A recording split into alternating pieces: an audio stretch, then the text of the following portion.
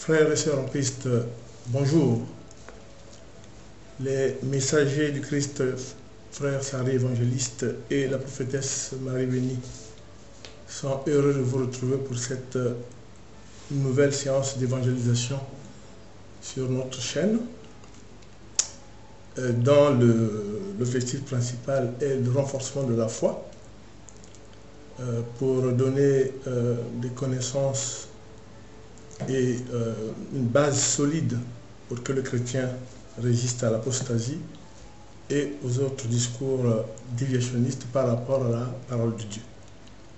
Et nous allons nous efforcer à partir de maintenant à vous faire des évangélisations sur des sujets bibliques qui vous permettent d'affronter la vie de tous les jours. Et aujourd'hui, le sujet est très important.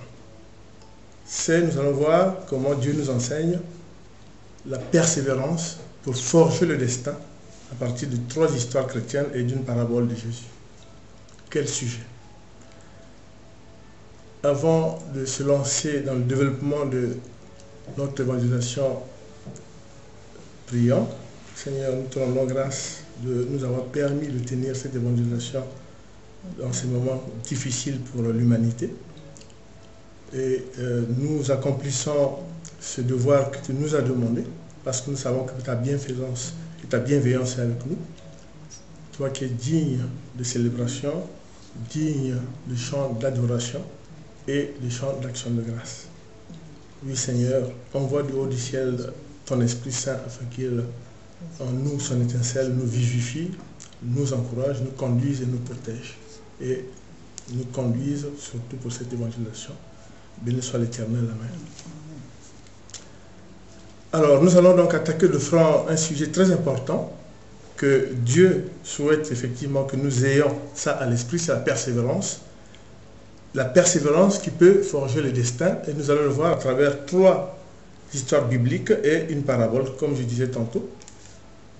Vous savez que dans la Bible, ce n'est pas seulement l'histoire du peuple choisi par Dieu, mais il y a aussi un certain nombre d'enseignements, mais il y a aussi des histoires singulières des hommes de Dieu qui se sont montrés, je dirais, braves, ont fait preuve de persévérance, alors que quelquefois, au début, ils ont pu faire l'objet de moqueries, ils ont pu faire l'objet de sous-estimation, mais ils étaient persuadés qu'ils avaient un message à donner, ils avaient une action à faire pour le peuple de Dieu, pour la parole de Dieu et pour le Créateur.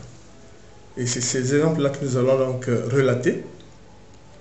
Vous savez que la vie de certains personnages bibliques est une source d'inspiration. C'est d'ailleurs pour ça que nous avons pas mal de personnages bibliques que nous pouvons citer comme ça.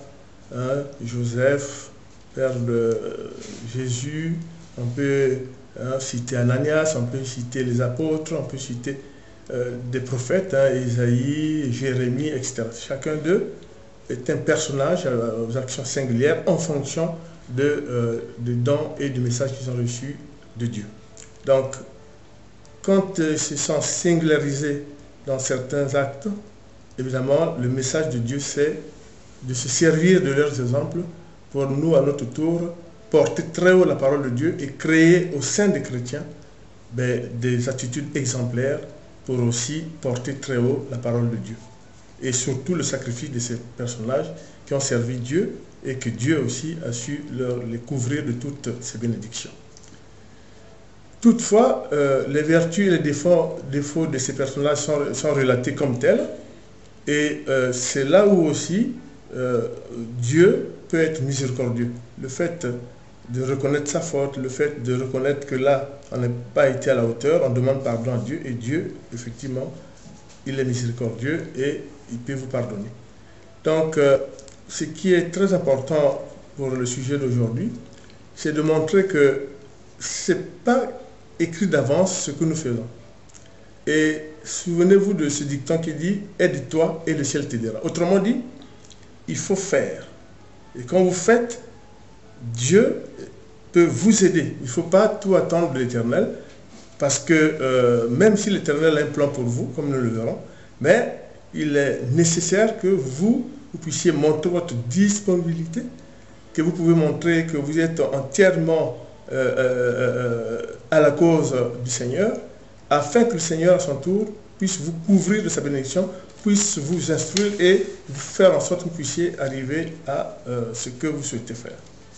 Alors, ce qui est très important, c'est que la persévérance et le destin, c'est une marque de vie, pas seulement des chrétiens, mais c'est une marque de vie quand même que nous disons pour des grands personnages de la Bible, tels que Moïse, David et Paul. Nous allons donc présenter ces trois personnages bibliques dont l'histoire honore les chrétiens et les croyants dans leur ensemble. Qui ne connaît pas Moïse, croyant ou pas croyant, qui ne connaît pas David, croyant ou pas croyant, et qui ne connaît pas Paul. Mais est-ce que les chrétiens et le peuple en tant que tel, les individus en tant que tels, savent qui étaient ces personnages et comment ils ont pu montrer à Dieu leur disponibilité et comment Dieu en retour les a aidés dans des missions qui étaient très importantes, puisque Moïse c'était de conduire le peuple en sortie d'Égypte jusqu'à la terre promise avec plusieurs difficultés. David, comme vous le savez, jeune berger à 12 ans, mais qui excellait, comme nous allons le voir, sur un certain nombre d'aptitudes. Et évidemment, Paul, qui était persécuteur des chrétiens, par l'onction de Dieu, il va devenir une pièce maîtresse avec ce que Dieu va lui donner comme mission, l'évangélisation des nations païennes. Et évidemment, la création et l'expansion de l'Église, corps de Christ, et un certain nombre d'enseignements, comme au temps des prophètes, pour stigmatiser ce qui est la force du chrétien, donc l'attitude chrétienne, la rectitude, la parole de Dieu infaillible, et aussi il s'est singularisé dans la dénonciation des dérives qui ne sont pas chrétiennes. Et nous allons le voir. Et ensuite, évidemment, nous parlerons d'une parabole très importante de l'enseignement de Christ, c'est la parabole du figuier stérile, comme je l'ai dit tantôt, Moïse. Dieu met en œuvre la promesse qu'il a faite à Abraham, c'est de sortir le peuple choisi par lui de la captivité d'Égypte et le conduire à la terre promise où coule le lait et le miel. Et évidemment, cela n'est pas facile puisque les Hébreux représentaient pour le Pharaon une main-d'œuvre très importante, surtout en matière agricole. Et alors, Dieu va choisir Moïse, mais pour ce faire, il va, puisque Moïse, à la suite du meurtre d'un Égyptien, a dû s'enfuir, et il est parti justement à Madian, où il est devenu un berger, a épousé justement la fille du pasteur, hein, la fille de Jéthro. Et Dieu va faire en sorte que par, je dirais, un rêve, il va dire à Moïse d'aller donc vers la colline. Et il va se présenter à lui d'abord par l'Exode, vous connaissez l'Exode 3, chapitre 2, où il va se présenter comme le buisson ardent. Et Moïse va entendre une voix qui va lui dire effectivement que c'est lui qu'il choisit pour conduire le peuple, le sortir d'Égypte et le conduire à la terre promise. Évidemment, Moïse ne se sentait pas capable d'affronter le Pharaon, quels que soient les subterfuges qu'il pourrait utiliser. Malgré ça, Dieu lui dit que c'est toi que je choisis. Alors, il est très important de savoir que, comme on le verra pour le reste des personnes, il y a toujours une attitude un peu de sous-estimation personnelle en disant non, je ne peux pas. C'est pas possible que je sois à la hauteur. Malgré ça, il reçoit de manière insistante de Dieu qui s'est manifesté en disant c'est toi que je choisis, personne d'autre. et il lui confirme donc à la montagne de Dieu, donc à la montagne Horeb. Moïse reste toujours réticent à cette mission par peur, et malgré l'aide de son frère Aaron, il dit que bon, il n'est pas éloquent, il n'a pas assez de puissance, comment peut-il affronter le Pharaon? Et Dieu lui rappelle que ben, je suis Yahweh, c'est-à-dire je suis celui qui est. Autrement dit, ma puissance est supérieure à toutes les puissances sur terre. Et cette mission que je te confie, je te donnerai les moyens pour la réaliser. C'est très important. Et malgré ça, évidemment, Moïse se dit qu'il ne se voit pas faire face au Pharaon et aux autres divinités égyptiennes qui entourent notamment le Pharaon, les magiciens, qui ont un niveau très élevé. Et c'est là que Dieu l'incite à nouveau à la persévérance. Autrement dit, se sentant pas en mesure de faire, mais il exprime quand même à Dieu que je suis incapable. Dieu lui dit, c'est toi que je choisis et personne d'autre. Bien sûr, tu n'es pas éloquent, bien sûr, tu ne te sens pas en capacité d'affronter le Pharaon. Je dis que par la puissance que je vais te conférer, tu pourras effectuer cette mission. Autrement dit, il crée en Moïse une attitude de persévérance qui va forger son destin, parce qu'au départ, Moïse ne savait pas qu'il aura à conduire le peuple sorti d'Égypte jusqu'à la terre promise. Donc, c'est cette attitude qu'a Dieu de soulever en Moïse, de réveiller en Moïse cette attitude de persévérance qui fera que Moïse va finalement accepter, puisqu'il sait que Dieu ne l'abandonnera pas et Dieu l'aidera pour cette mission. Et Dieu donc l'incite à la persévérance. En plus, Moïse avait une foi solide, donc ayant entendu la promesse de Dieu qui va l'aider, et finalement, ben, il va accepter. Et Dieu va prononcer une parole qui est une parole très importante que vous entendrez, que vous avez dû entendre aussi, qui est une parole en fait divine. N'aie pas peur. Je pense que vous avez déjà entendu parler, même certains politiciens, certains, voilà. N'ayez pas peur. Mais c'est Dieu qui a prononcé cette parole, il a dit à Moïse, n'aie pas peur. Cette phrase de l'Éternel fait convertir sa peur en persévérance. Il s'est sous-estimé, maintenant la persévérance permet à Moïse de faire face à cette mission et d'affronter le Pharaon, parce qu'il avait une confiance filiale en Dieu, qui a tout fait pour que sa peur s'estompe, disparaisse, et il a eu donc à mettre en sourdine cet esprit défaitiste de Satan. Donc Dieu crée en Moïse une attitude où il n'a plus peur. Et Moïse dit finalement, par rapport à cette mission que Dieu me confie, moi je ne parle pas bien, je bégaye, ben, je ne me sens pas à la carrure d'aller affronter le Pharaon. Dieu dit, n'aie pas peur, puisque je te donnerai les moyens et tu ne seras pas seul.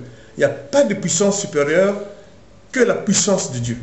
Et ça, ce message-là, Moïse l'a entendu, ça l'a galvanisé, et il va répondre oui. Et la prophétesse va faire une première lecture justement pour nous montrer que Moïse a bien compris, et ce que Dieu aussi va mettre à son actif. Donc c'est la première lecture de...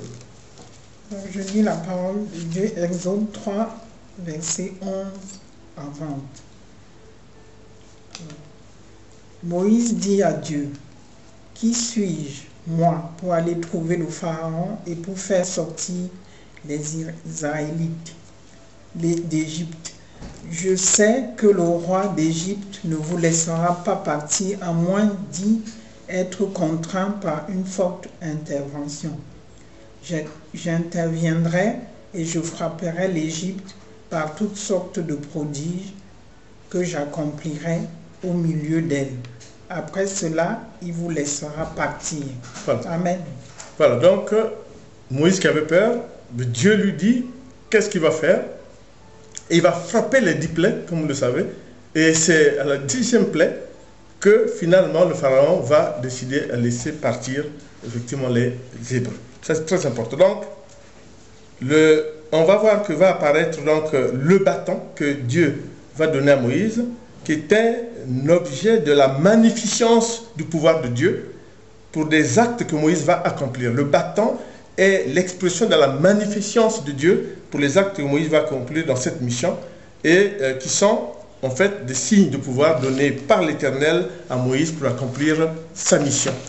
C'est pour ça que ces 3 signes de puissance accordés à Moïse pour qu'il persévère et surtout qu'il oublie ses peurs et qui plus est ses doutes. Parce qu'il y a toujours une adéquation entre la persévérance et les doutes. En fait, la persévérance vient en quelque sorte anéantir le doute que vous avez. Quand vous persévérez, ça veut dire que vous mettez en sourdine les doutes que vous avez pour effectuer la mission. Et cette persévérance va forger votre destin. C'est le message du Seigneur. C'est très important. Il avait peur, il se dit, je ne peux pas effectuer la mission. Et Dieu lui donne un bâton qui est la manifestation de tous ses pouvoirs. Et finalement, il accepte, il dit, je veux braver le Pharaon. Et c'est pour ça que je veux lui faire une première lecture. C'est Exode 4, versets 2 à 4, versets 6 à 7 et 9. L'Éternel dit, qu'y a-t-il dans ta main? Il répondit, un bâton. L'Éternel dit, jette-le par terre. Il le jeta par terre et le bâton se changea en serpent. Moïse prit la fuite devant lui. L'Éternel dit à Moïse, tends la main et prends-le par la queue. Il tendit la main et il l'attrapa. Le serpent redevint alors un bâton dans sa main. L'Éternel lui dit encore, mets ta main sur ta poitrine. Il met sa main sur sa poitrine, puis il la retira. Et voici que sa main était couverte de lèpre, blanche comme la neige. L'Éternel dit, remets ta main sur ta poitrine. Il remet sa main sur sa poitrine, puis il en retira. Et voici qu'elle était redevenue normale. S'il ne croit toujours pas, même avec ces 2 signes, ne t'écoute pas. Tu prendras de l'eau du fleuve, tu la verseras sur la terre, et l'eau que tu auras prise dans le fleuve se changera en sang sur la terre. Voilà comment Dieu introduit cette confiance en Moïse, des capacités qu'il lui octroie afin de faire face au Pharaon. Moïse persévère. Moïse accepte sa mission et confiant dans le pouvoir que l'Éternel lui donne, et il annonce à Jéthro, son beau-père, qui va aller sortir le peuple hébreu d'Égypte. Et avec, sous l'égide de Dieu, Aaron va être son interprète puisqu'il s'était plaint à Dieu qu'il n'était pas éloquent. Et au lieu de prendre Myriam qui était leur sœur prophétesse, donc c'est Aaron qui est désigné pour qu'il puisse interpréter et sous l'ordre de Dieu. Hein, c'est très important. Et ce qui est aussi important, c'est que la prophétesse va faire une deuxième lecture pour vous montrer que les outils de puissance que donne l'Éternel à Moïse lui permettent d'effectuer sa mission. Voilà. Donc c'est la deuxième lecture de la prophétesse. Alors je vais lire Exode 4, versets 17 à 21, puis la parole de Dieu. Prends ce bâton dans ta main. C'est avec lui que tu accompliras les signes. Moïse prit sa femme et ses fils, les fit monter sur les ânes et retourna en Égypte. Il prit à la main le bâton de Dieu. L'Éternel dit à Moïse, en partant pour retourner en Égypte, vois tous les prodiges que j'ai mis dans ta main. Tu les feras devant le Pharaon. De mon côté, j'endurcirai son cœur et il ne laissera pas partir le peuple. Amen. Amen. Donc, vous avez vu, Dieu lui donne tout le pouvoir à travers ce bâton et ensuite crée des conditions favorables pour que sa mission se passe très bien. Et c'est là aussi que vous devez savoir que tout ne peut pas être fait par Dieu.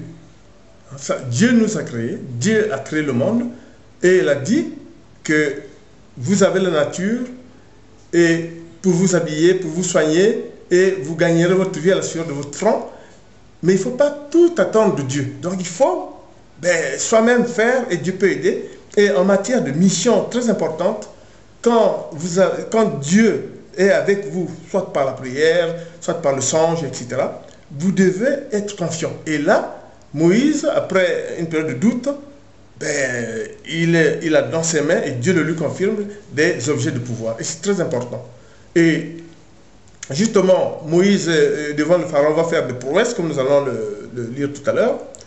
Et ces prouesses vont permettre, effectivement, d'obtenir la sortie du peuple hébreu d'Égypte. C'était 10 plaies très fortes que Dieu a frappées. Et finalement, la 10e plaie, le Pharaon décide de laisser partir en fait le peuple, tout en sachant, nous le saurons plus tard, il va organiser, il va les poursuivre en espérant les rattraper et les décimer. Donc c'est très important. Donc la persévérance que Dieu a créée en Moïse, qui lui au départ avait peur, s'est transformée en acte de puissance, en acte de faire front et affronter le Pharaon pour effectivement faire plaisir à Dieu, mais en sachant que Dieu lui avait donné tous les objets de pouvoir. Et c'est très important. Conduire le peuple de Dieu en terre promise où coule le lait et le miel, comme disait l'Éternel. Donc je vais faire une deuxième lecture, c'est l'Exode 7, 10 à 7. Moïse et Aaron allèrent trouver le Pharaon et se conformèrent à ce que l'Éternel avait ordonné. Aaron jeta son bâton devant le Pharaon et devant ses serviteurs, et il se changea en serpent. Cependant, le Pharaon appela ses sages et ses sorciers, et les magiciens d'Égypte. Eux aussi en firent autant par leur sortilège. Ils jetèrent tous leurs bâtons, et ceux-ci se changèrent en serpents. Mais le bâton d'Aaron engloutit le leur. Amen. Donc, pour vous dire que là aussi, le bâton de Dieu, qui s'est converti en serpent, va engloutir le serpent des sorciers du Pharaon pour montrer qu'effectivement, comme l'avait dit l'Éternel à Moïse, il a montré toute sa puissance. Et là, le Pharaon était complètement battu pour pouvoir accepter de faire sortir le peuple d'Égypte. C'est très important pour dire quoi? C'est pour dire que la persévérance va forger le destin de Moïse. Il avait peur. Dieu a dit, n'aie pas peur. Ah, mais je ne pourrais pas affronter. Dieu lui dit, je te donnerai des objets de puissance. Et il le met en œuvre. Il lui donne ce qu'il faut. Tu ne sais pas bien parler, je te mets l'interprète. Tu as peur du Pharaon, je te donne un bâton, objet de puissance. Ah, le Pharaon est entouré de ça, mais tu vas les affronter. Et le Pharaon dit, j'ai mes sorciers. C'est quoi? Je peux jeter mon bâton et ils se transforment en serpent. Le serpent de Dieu va engloutir le serpent du Pharaon. Et le Pharaon était tout effaré. Et il y a eu d'autres prodiges aussi qui feront que finalement, le Pharaon va accepter de sortir le peuple hébreu sous l'égide de Moïse pour aller vers la terre promise. Et tout au long de la pérégrination du peuple de Dieu dans le désert, sous la conduite de Moïse, Moïse avait toujours son bâton, objet de puissance. Il persévérait en disant, cette fois-ci, Dieu m'a rassuré, j'ai en moi la puissance de l'Éternel pour conduire ce peuple contre vents et marées jusqu'à la terre promise. Et c'est ce que Moïse a fait jusqu'à arriver devant Canaan. Et vous savez très bien que toutes les péripéties qu'il y a eu dans le désert, il les a bravées grâce à ce bâton. En frappant sur le rocher de l'eau, contre la famine, devant la mer Rouge, comme vous le savez, le peuple avait peur. Moïse leur a dit, vous voyez cette nuée? Mais est-ce que vous savez qui est dans cette nuée qui est avec nous? C'était Dieu l'Éternel. Et quand il a soulevé le bâton, la mer s'est ouverte et le peuple hébreu s'est engagé sur le couloir qui séparait effectivement la mer en deux. Et après, quand les Égyptiens sont arrivés, la mer les a engloutis. Le bâton de puissance de l'Éternel, la marque de confiance de l'Éternel a pu permettre à Moïse d'être persévérant et à forger son destin. Il a forgé le destin de Moïse puisque c'est lui qui a conduit le peuple jusqu'à devant la terre promise. Et Dieu l'a accueilli puisque on sait que dans la transfiguration au temps de Jésus, on va voir Moïse et Élie dans la montagne. Cette montagne où Dieu avait dit à Moïse de monter, c'est là que tu termineras tes jours. Et Dieu a pris le corps de Moïse, bien sûr, on n'a jamais. Donc, mais Jésus nous en donne une idée dans la transfiguration quand Moïse apparaît avec Élie. Béni soit l'Éternel. Deuxième personnage biblique très important, c'est David. Et là aussi, à la différence de Moïse, nous allons voir c'est un autre personnage, un autre type de persévérance qui forgera le destin de David, qui sera le plus jeune roi d'Israël à son temps. Donc très important, berger à 12 ans, mais vous allez voir comment ça va se passer. Donc David est un grand serviteur de Dieu. Il fut un grand roi d'Israël, puisqu'il avait l'onction de royauté qui lui a été accordée par Dieu, selon effectivement la décision transmise par le juge Samuel. Et en plus, on sait que Dieu avait confiance, par la suite on saura que Dieu avait vraiment confiance en ce jeune, et on le saura parce qu'il a fait dire que David exécutait toujours ce qu'il lui demandait, et c'est très important, très très important. À propos de David, on peut dire que il y a un dicton que le monde a pris à partir de son cas, c'est qu'on dit qu'aux âmes bien nées, la valeur n'atteint point le nombre des années. Donc c'est l'exemple. Hein. Souvenez-vous, berger à 12 ans, et la famille se moquait de lui puisque, bon, lui, en plus d'être berger à 12 ans, il aimait les lance-pierres. Hein. Il aimait les lance-pierres, il était un as de ça. Et en même temps, aussi, dans ses moments perdus, il aimait la musique. C'est très important. Il aimait la musique, il était un virtuose dans la musique, mais son destin va changer, notamment à cause de sa persévérance, d'abord, et que Dieu, par rapport à cette persévérance, va le choisir. Donc, ce jeune garçon qui était berger, adepte de lance-pierre, va connaître un destin fulgurant, puisqu'il sera le successeur du roi Saül. Et Dieu lui-même, quand il va l'instruire à Samuel, va dire, puisqu'il fallait remplacer Saül, mais qui peut avoir l'onction de royauté? Il y a eu des propositions, des supputations, et Dieu dit, non, non, non, il y a parmi les...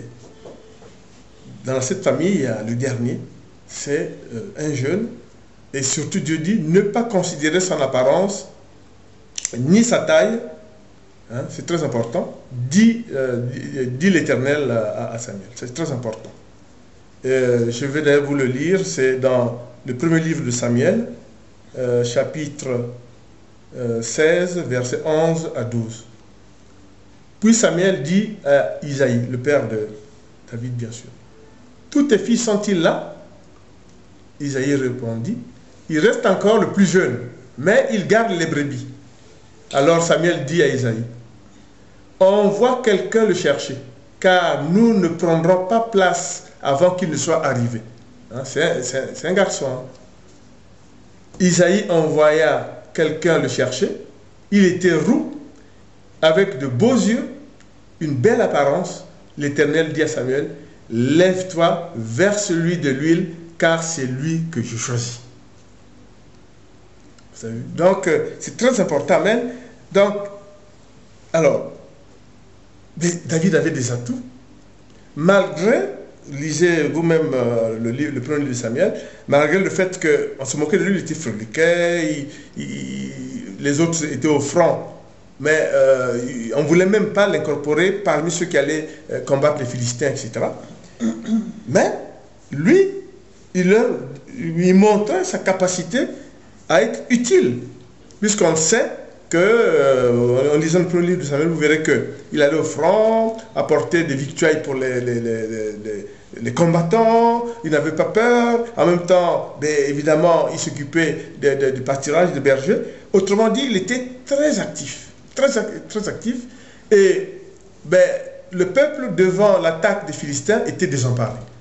Comment faire? Qui peut oser? Les Philistins étaient des barbares, c'était un peuple portuaire qui vivait, et c'était Goliath leur chef militaire, un colosse. Mais la bravoure, la persévérance de David en montrant que je peux être utile, tel que vous me voyez, petit, froliquet et autres, rien n'y a à faire, je peux faire face et lutter contre les Philistins. Ah, Même Saül n'en revenait pas. Mais comment ça se... Saül lui a même dit ce que le monde disait. C'est comme ça qu'on a su, qu'on se moquait de lui. Il a dit, mais tu es un enfant. Comment tu peux aller... Il a dit, tu verras ce que tu vois. Tu n'as pas encore vu. Donc, à la fois David était à la guerre, à la fois il était au champ pour faire paître le troupeau, malgré son jeune âge. Vous vous moquez de moi, je suis jeune, je ne peux pas aller au front, mais je vous montre que si, je suis actif, je le montre. Et c'est ça la persévérance. Autrement dit, quand vous sentez que vous avez la capacité de faire quelque chose et que c'est la raillerie, les gens se moquent de vous, mais que vous êtes persuadé que vous valez quelque chose, il faut persévérer et ça va forger votre destin. Et je pense que c'est une maxime chrétienne. C'est une maxime chrétienne qu'on tire de la Bible, parole de Dieu. La persévérance permet de forger son destin. C'est très important. Et il y a d'autres histoires bibliques, mais là j'ai pris vraiment ces 3 histoires bibliques parce que c'est les plus représentatives. C'est très important. Alors, David va se montrer comme grand combattant, malgré son jeune âge, guerrier et musicien. Il persévère dans le combat pour libérer son peuple contre les Philistins. Il se porte même volontaire pour affronter Goliath. Mais Saul a été étonné. Mais comment ça se fait? Mais oui. Et oui, il persévérait. Il va montrer que oui, je peux très bien affronter. Voilà. Donc, malgré sa jeunesse, il se dit prêt à relever le défi. Il le fait savoir à Saül. Les Philistins étaient pratiquement en passe d'écraser le peuple hébreu. Et il fallait donc affronter le champion des Philistins. C'était grave la situation. Alors, je vais vous lire comment, dans quel contexte que David, jeune homme, jeune berger, à qui Dieu va faire l'onction de royauté, va montrer sa capacité et sa persévérance à dire « je suis capable de ». Et c'est très important. Donc, je vais faire une 4e lecture.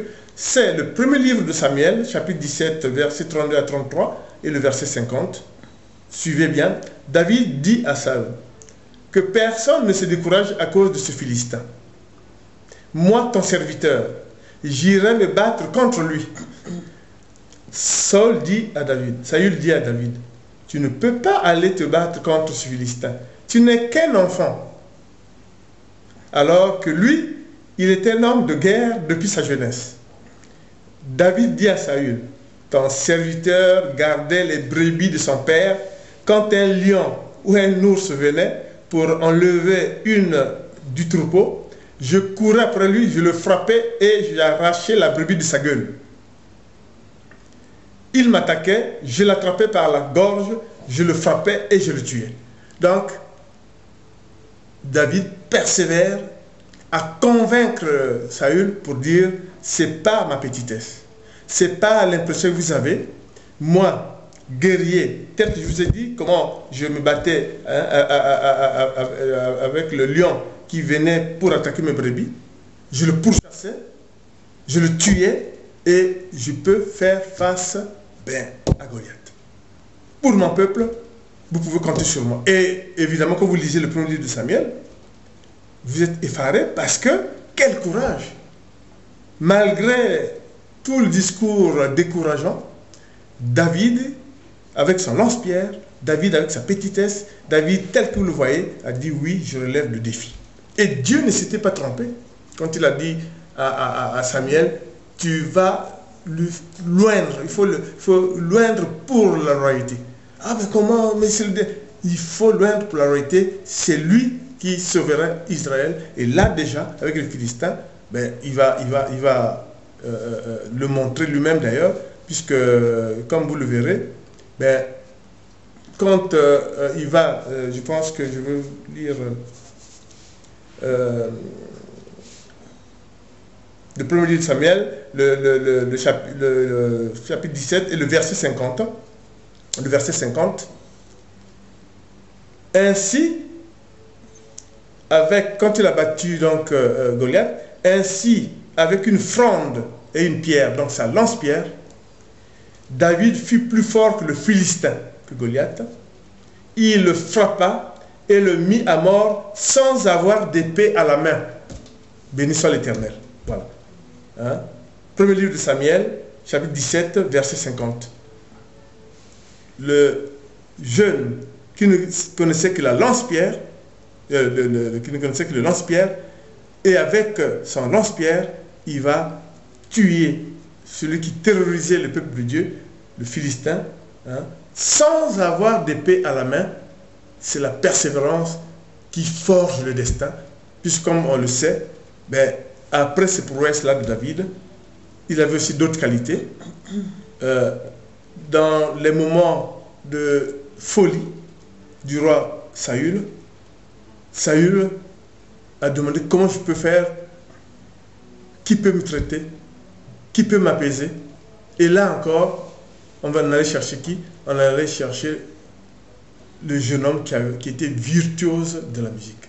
Et quand vous lisez le premier livre de Samuel, quand David jouait la musique pour Saül, Saül se calmait et dormait.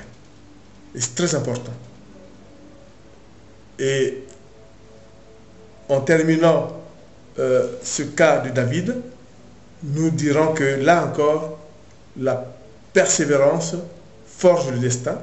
À la différence de Moïse, là vous avez vu que malgré les railleries, sa petitesse, sa taille, il a montré qu'il peut sauver son peuple en se battant contre Goliath, le chef des Philistins. Ce peuple qui était redoutable, qui vivait, donc c'est un peuple qui est côtier, qui vivait au bord des fleuves et de la mer. Mais quelquefois, on peut se dire, mais comment cela se fait-il que ce jeune homme apparaît avec ce courage? Mais c'est là où nous disons que c'est le destin. Autrement dit, ce que Dieu va faire de David après, c'est après qu'il ait montré sa capacité de bravoure, montré sa capacité à sauver son peuple, montré sa capacité à agir, aller au front et galvaniser les combattants qui se battaient contre les Philistins. Et là, c'est pour dire aussi que aide-toi et le ciel t'aidera. C'est encore vraiment une maxime chrétienne, c'est très important. J'aime vraiment, chaque fois que j'ai l'occasion de le soulever, il y a d'autres cas de persévérance, mais là encore, c'est vraiment biblique, c'est une leçon d'histoire biblique, une leçon que Dieu nous donne, hein, que quand vous pouvez vous persévérer et votre destin peut être forgé. Autrement dit, comme nous allons le voir par la suite, est-ce que le destin est nécessairement préécrit? Oui et non, mais nous verrons quand on va parler du figuier stérile et du prologue, notamment vers la fin. Le troisième personnage que je vais vous présenter, dont le destin aussi a été complètement imprévisible, c'est l'apôtre Paul. Il s'appelait Saul de Tarse, mais après il a pris le nom de Paul. Hein. C'était un... Je peux dire, un agresseur du peuple de Dieu, puisqu'il poursuivait les chrétiens.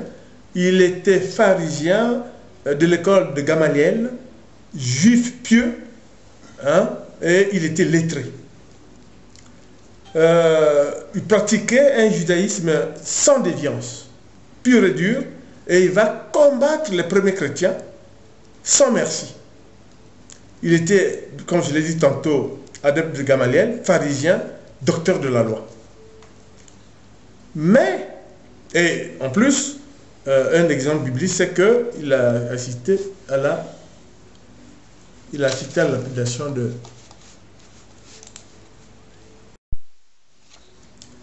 Il va d'ailleurs assister à la lapidation d'Étienne, et donc il était persécuteur des chrétiens. Mais, en poursuivant les chrétiens sur la rue de Damas, Dieu va le frapper. Frapper veut dire quoi? Il va avoir une vision, il va tomber de son cheval, il va rester 3 jours sans boire ni manger, sans pouvoir voir, et pendant ce temps-là, va arriver sa conversion. Le Seigneur Jésus, par vision, l'arrête net. Jésus ressuscité lui apparaît.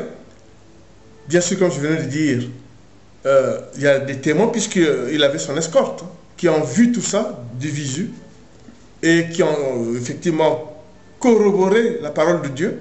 Ce n'était pas seul Paul qui a vécu ça, puisque ceux qui étaient avec lui ont bien vu. Il est resté 3 jours sans boire ni manger, sans voir, il avait perdu la vue. Et l'Éternel lui-même va ordonner à un serviteur de Dieu, un simple serviteur de Dieu, Ananias, qui était un responsable chrétien de Damas, qui avait la crainte de Dieu, il va intimer l'ordre d'Ananias d'aller le voir, le guérir de sa cécité, lui imposer les mains, le convertir et le baptiser. Donc, à la différence des 2 autres cas qu'on a vus, là c'est Dieu convertit un persécuteur des chrétiens, il se convertit lui-même au Dieu d'Abraham, au Dieu, l'Éternel, notre Dieu, il se convertit, et Ananias va venir le trouver, il va même l'appeler frère, puisque Dieu va dire à Ananias d'oublier qui était Paul de Sartre, tout ce qu'il avait fait avant, d'aller uniquement faire en sorte qu'il recouvre la vue, lui imposer la main, le convertir et le baptiser.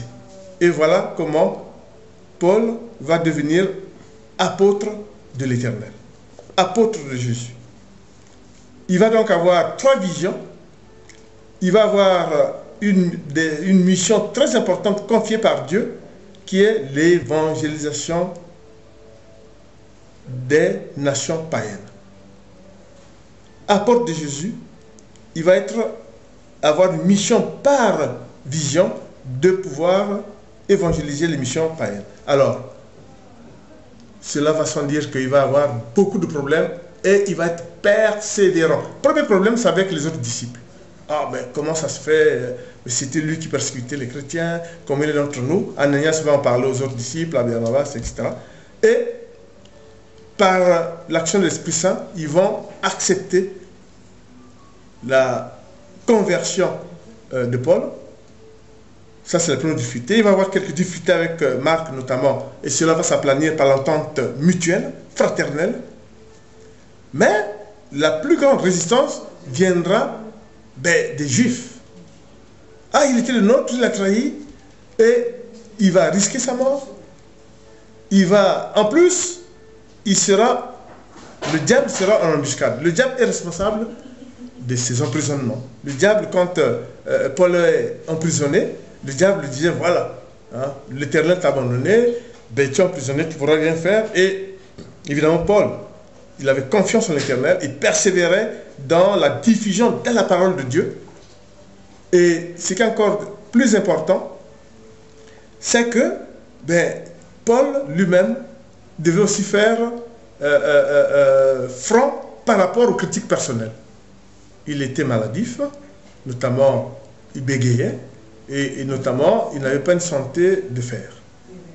Et nous le savons maintenant dans l'Acte des Apôtres, il va faire la connaissance de Luc. Luc, évangéliste, médecin, ils vont bien s'entendre, puisque dans certains récits de l'Acte des Apôtres, Luc dit nous. Quand il est avec Paul, il dit nous. Donc nous, première personne du pluriel, signifie que lui aussi, Luc, on peut dire, apporter des soins à Paul. Donc, les critiques allaient aussi sur sa morphologie personnelle, petite taille, maladif, pas éloquent. Mais on sait que dans l'écriture, Paul excellait, et par la persévérance due à la confiance que Dieu a placée en lui, notamment avec 3 visions, il a pu mettre en place des églises qui progressivement, presque plus de 18, et progressivement, avec persévérance, malgré tout ce qu'il a vécu, conduire à bien la mission que lui avait donnée le Seigneur. C'est pour ça que je vais lire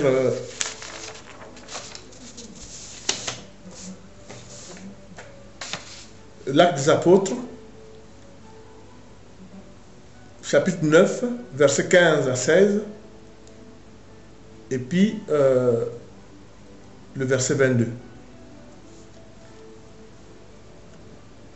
Mais le Seigneur lui dit, vas-y, car cet homme, ça c'est quand Dieu s'adresse à Ananias, vas-y, car cet homme est un instrument que j'ai choisi pour faire connaître mon nom aux non-juifs, aux rois et aux Israélites. Je lui donnerai tout ce qu'il doit souffrir pour moi. Je lui montrerai tout ce qu'il doit souffrir pour moi. Cependant, très important, Saul se fortifiait de plus en plus par la grâce de Dieu, et il confondait les Juifs qui le traitaient de traître, il confondait les Juifs qui habitaient Damas en démontrant que Jésus est le Messie. Donc, il s'est converti, a changé son logiciel, a changé son enseignement. Il a montré aux Juifs et à tous ceux qui étaient de son camp autrefois que Jésus est le Messie. C'est très important. Autrement dit, la persévérance de Paul, malgré l'adversité, a forgé son destin sous la bénédiction de Dieu. Et ça, c'est un exemple que nous voulons que vous reteniez. C'est il faut persévérer dans la vie pour forger son propre destin. Rien n'est écrit d'avance. Parce que si c'était écrit d'avance, bon, ce serait difficile pour Paul de faire ce qu'il a fait. Bien sûr, il y a la touche de l'Éternel. Bien sûr qu'il y a la touche de l'Éternel. Jusqu'à ce jour, évidemment, il y a toujours des chrétiens qui se posent la question, mais quelle transformation? Rien n'est impossible à l'Éternel. Bien sûr que la conversion de Paul aussi a joué, notamment sa propre persévérance face à la mission que Dieu lui confie. Dieu lui confie une mission, il persévère, malgré les critiques, il persévère, et il fait tout pour réussir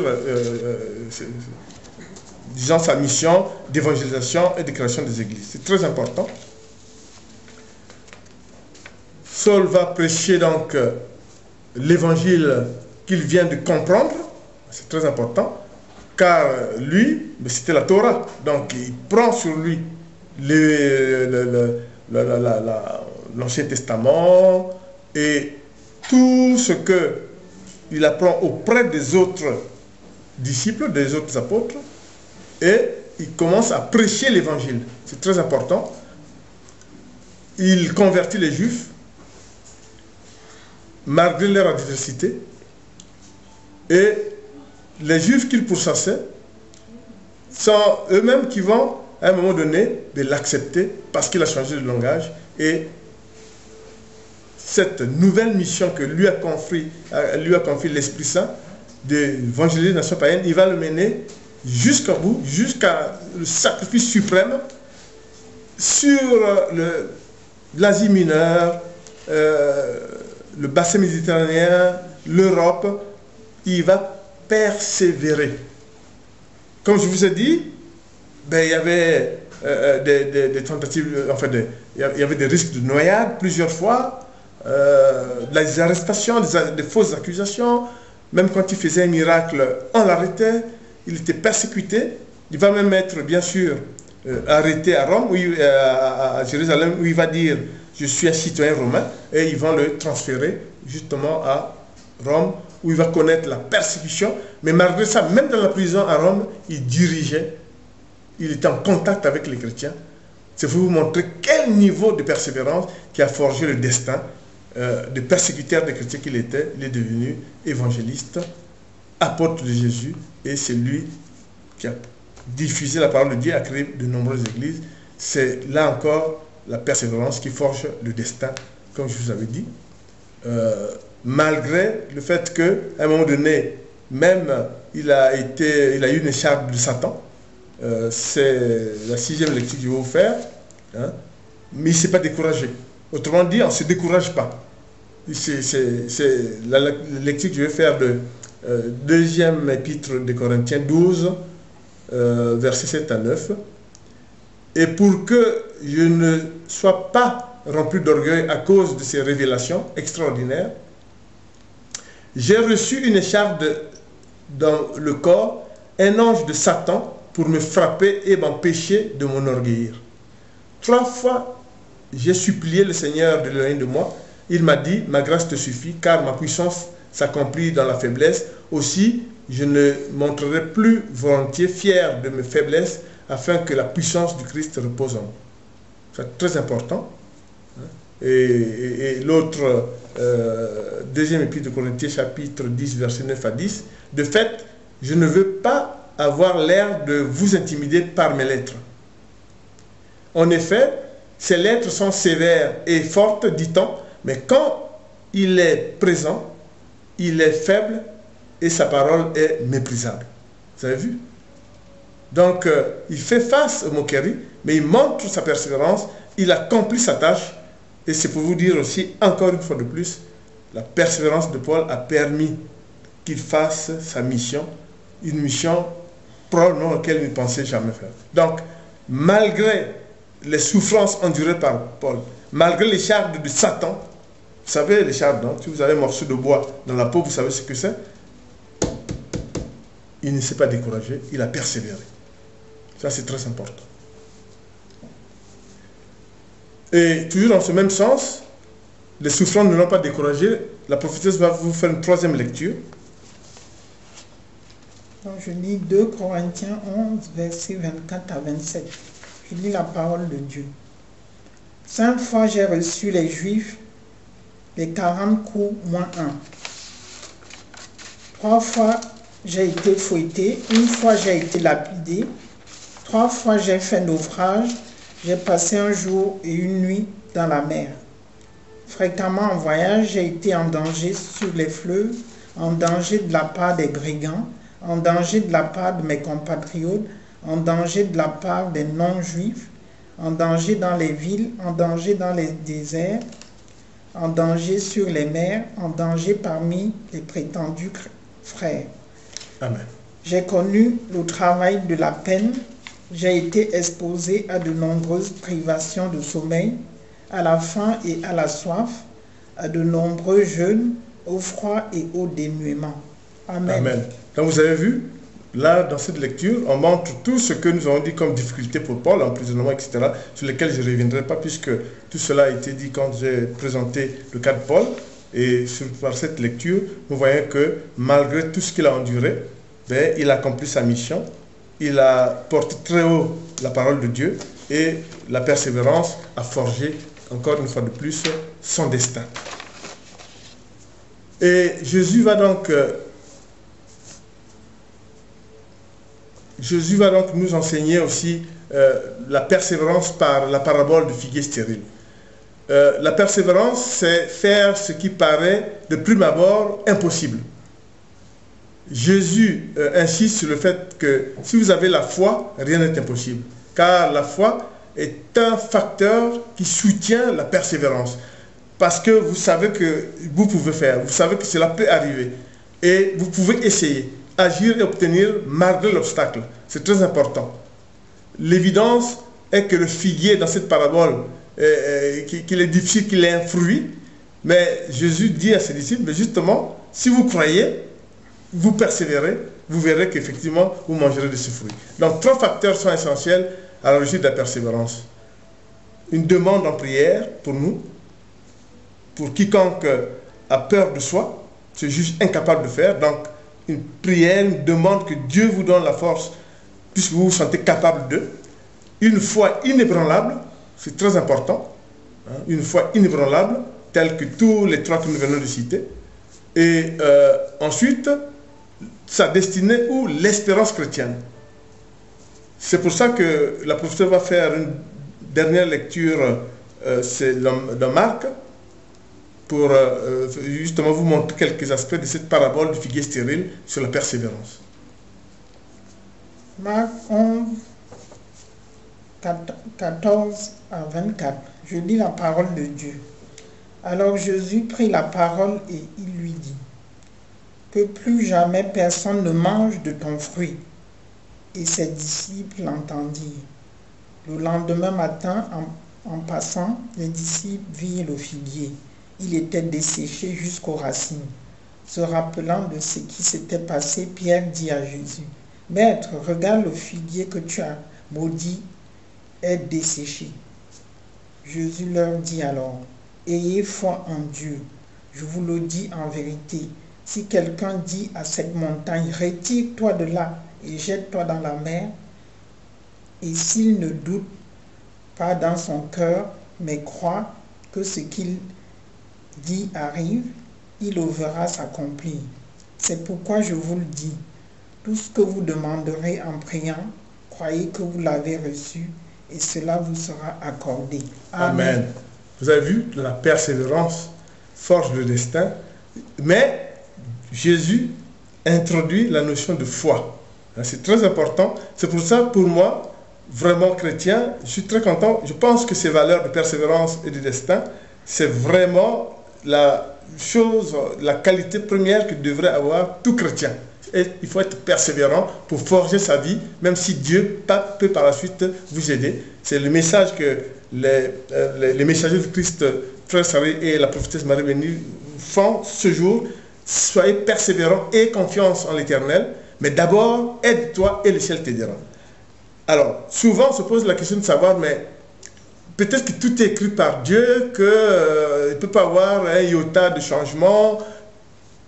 Comme je vous l'ai dit, par ces trois exemples, vous avez bien vu que Dieu a laissé la primauté aux uns aux autres de pouvoir faire quelque chose, montrer jusqu'où ils pouvaient faire, et Dieu les a aidés, notamment en levant les obstacles de la peur, etc. Et de la moquerie, il l'a levé, etc. Pour Paul et pour David, qui faisait l'objet de raillerie par sa petite taille, il a montré, puisque par sa bravoure, il a vaincu le chef des Philistins. C'est pour ça que, souvenez-vous du psaume 139.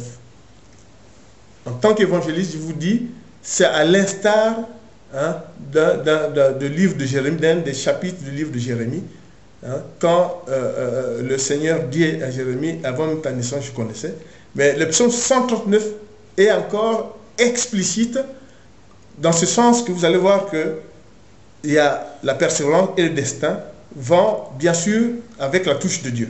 Donc le psaume 139, verset chapitre 1, 3, 7, 8 et 13. L'Éternel, tu m'examines et tu me connais. Tu sais quand je m'assieds, quand je me lève, tu discernes de loin ma pensée. Tu sais quand je marche et quand je me couche, et toutes mes voies te sont familières. Où pourrais-je aller loin de ton esprit? Où pourrais-je fuir loin de ta présence? Si je monte au ciel, tu es là. Si je me couche au séjour des morts, te voilà. C'est toi qui as formé mes reins, qui m'as tissé dans le ventre de ma mère. Béni soit l'Éternel. Donc, Dieu est avec nous. Il faut être croyant, avoir la foi. Souvenez-vous, la persévérance est le premier mouvance du destin. Forgez votre destin en étant persévérant et Dieu vous aidera. Béni soit l'Éternel de nous avoir permis de tenir cette évangélisation. Je rends grâce à Dieu car tous les jours il nous assiste et nous saurons toujours suivre les enseignements de Christ et nous chanterons louange à l'Éternel. Nous prierons par des prières d'action de grâce pour l'Éternel, par des prières d'adoration pour l'Éternel, car il nous a montré à la face du monde qu'il est toujours présent et continue à avoir des actions de bienveillance pour son peuple. Sachant nous servir de ces trois exemples pour que nous, chrétiens et même non-chrétiens, tout simplement de croyants, nous sachions que la persévérance est le premier mouvance du destin. Amen. Amen.